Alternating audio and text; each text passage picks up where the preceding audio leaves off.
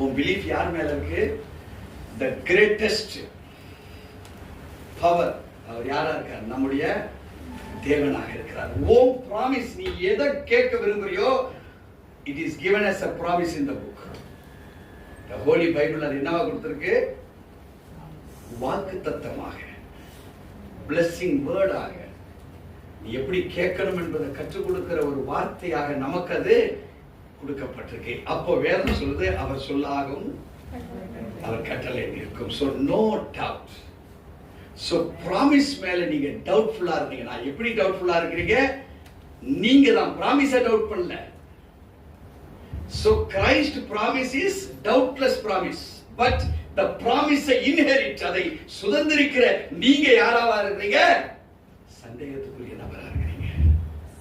so இப்போ நீங்க அக்லியா மாறிட்டீங்க. Promise எப்படிப்பட்டதா இருக்கு? பிரமாதம் உள்ளதா இருக்கு. so ப்ராமிஸ் மாறல, உங்க பிலீஃப் மாறி இருக்கு. so God's faith, அதனால தான் அவருடைய faith உங்களுக்கு தராரு. so subsidize.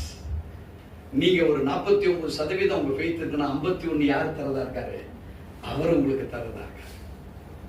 so faith நீங்க எப்படி பார்க்கணும்? not only your faith is sufficient, we need faith to be distributed by the God. தேவனால் நமக்கு என்ன குறைந்திருக்கோ அந்த அளவுக்கு டிஸ்ட்ரிபியூஷன் அவர் நமக்கு தருகிறவராக இருக்கிறார் என்று நீங்க விசுவாசிக்கணும். அதனாலதான் முதல்ல கேட்கும் போது எதை கேட்டுட்டு இருந்தான்? பணத்தை பிச்சையா கேட்டுட்டு இருந்தான். பேதுரு யோவான் என்ன சொன்னாங்க? நீ கேட்கறது எங்கள்கிட்ட இல்ல, ஆனா எங்கள்கிட்ட உள்ளதை உனக்கு தரோம். இப்ப அவனுக்கு என்னாச்சு? ஓஹோ, பணத்தோட வேற எதையும் கொடுக்க போறாங்களோ. அவங்க சொல்றாங்க என்ன உற்று பாருன்றாங்க. இப்ப உற்று பார்க்கிறாங்க, ஆவியானவர் அவன் மேல் நிழலிடுகிறத அவன் பார்த்துட்டான்.